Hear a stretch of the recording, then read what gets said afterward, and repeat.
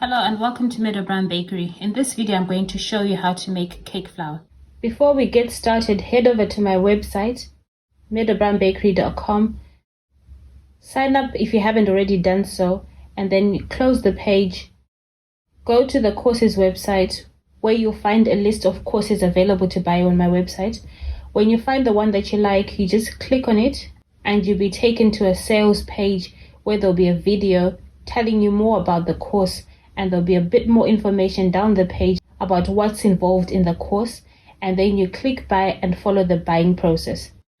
Cake flour is not self-raising flour, even though some people may think it is because it makes cakes, but cake flour is totally different. There are some countries that have it and some countries that don't, but if you find a recipe that needs cake flour, I'll show you how to do it.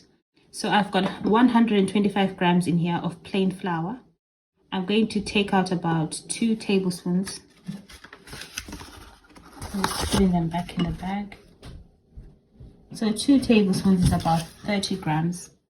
And then I add 30 grams of corn flour. Okay? And then mix them together. That's cake flour. But cake flour, you cannot use it alone, because I had that confusion thinking that I can use cake flour on its own, thinking that it was self-raising flour, because where I am in England, self-raising flour is what you use for cakes. So I used to think cake flour is self-raising flour, but it isn't. So this cake flour that I've just made, you use it as plain flour. So for a recipe that needs cake flour, it usually also adds raising agents like baking powder or bicarbonate of soda, or sometimes both. So that's it.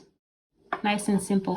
Thanks for watching and see you again soon. For more videos like this, visit my website www.meadowbakery.com. Please like and subscribe to my channel.